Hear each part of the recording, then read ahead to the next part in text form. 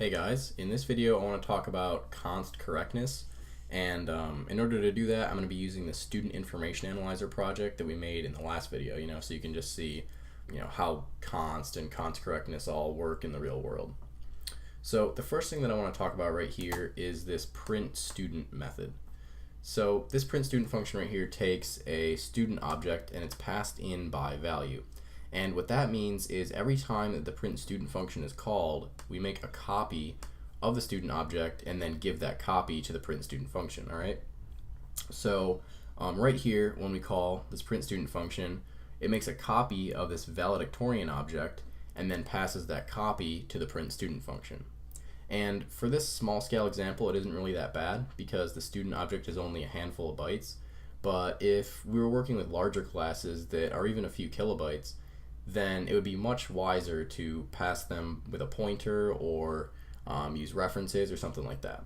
So let's go ahead and change this up so that it uses a pointer. So we're going to say student pointer like that, and then if we make that a pointer, we're going to have to change these to arrows instead of the dot operator, and then we'll have to pass in the address of the valedictorian object instead of just by value like that. Now this will work fine, and this will obviously make it a little bit faster. But the thing with this is that there's no checking for null.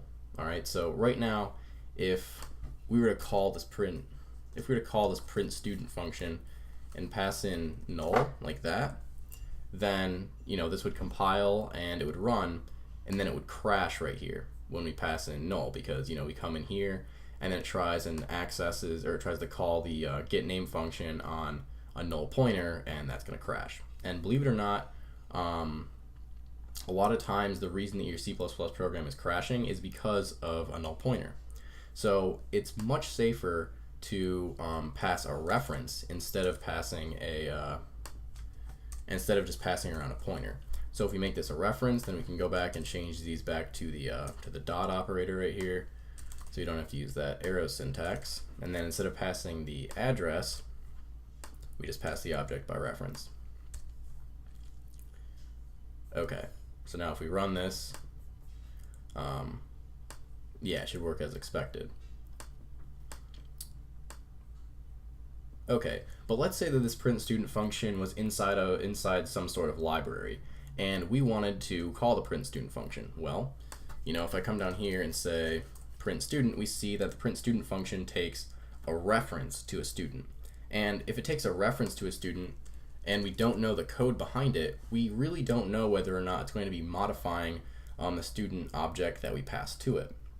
Now, since we wrote it, we obviously know that this function doesn't modify the student object, so a much wiser way to write this function would be to make it take a const student reference.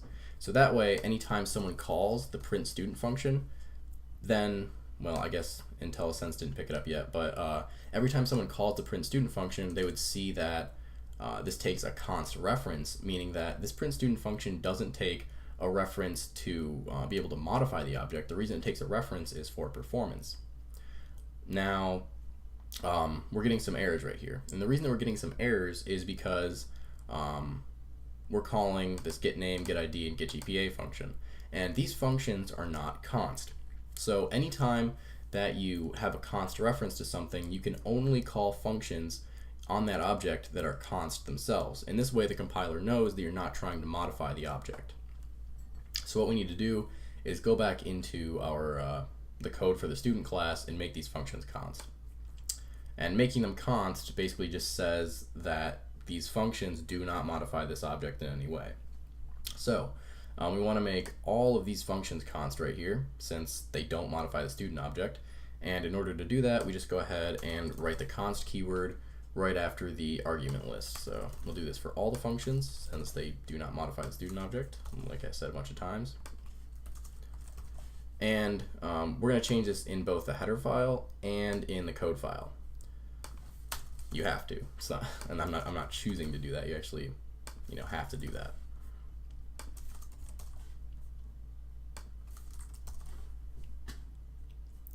Alright, and one other thing that I'm going to do is make this argument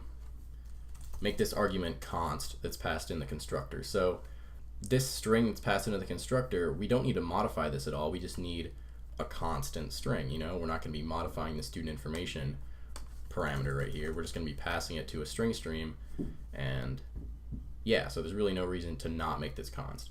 Really, anytime that you're writing a class and something can be const, then you should make it const so that other people know that, hey, this isn't going to be modified.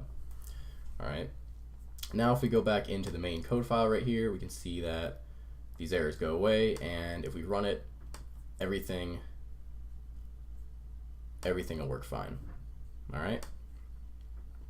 Okay, so now let's say we have another function here called print student list information. So basically what I did is I just took that code from main and put it into a different function.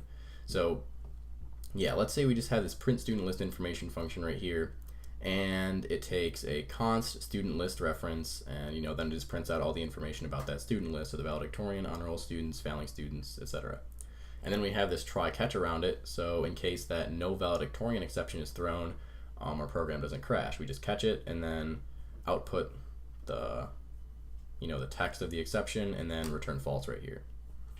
And then if the function succeeds, it'll return true. All right.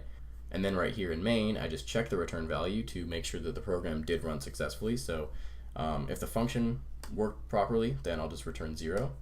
And then if the function didn't work properly, then I'll just return 1 or -1. Okay, so we just got some errors right here, and these 3 errors, we're getting these three errors because we're trying to call a non-const function on a const object. So what we need to do is go ahead and make our student list class const correct. So we'll just go back to the header file right here for student list, and we want to make the get valedictorian function const, get honor roll students const, and get failing students const. And we can do this because none of these functions actually modify this class in any way. And then we'll have to go back to the code file for student list and make them const in there as well.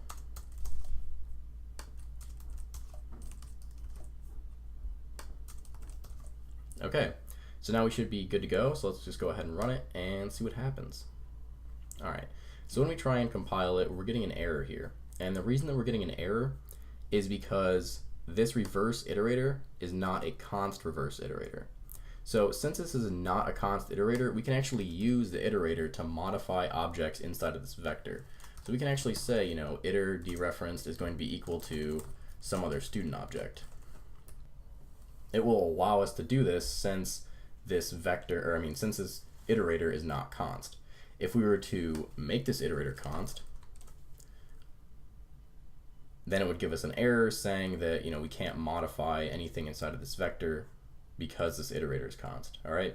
So anytime that you have a function and you're trying to make it const, then you're going to have to use const iterators inside of that function. Otherwise, it's not going to work. It's not going to allow you to compile your program. Okay, so now let's just go ahead and try and run this again, and we should be good to go. Yep, and the program worked as we expected. Alright, so inside of these for loops right here, I made this value a const reference. And the reason that I made this a const reference is so that every iteration we don't have to make a copy of the student object that we're currently using. So if I didn't have this as a const reference, then every iteration it would have to make a copy of the student object from at the current position, and then it would be using that inside of the body. So instead of having to make a copy of every iteration, if I make this const and a reference, then it will just copy the address of that object instead of the entire object itself. And again, this isn't really that big of a deal for our small student class, but if we were using some other class that's a few kilobytes or something, then it would definitely be to our benefit to make this a const reference instead. Alright, so that's pretty much all that I wanted to go over in this video. So, see you guys.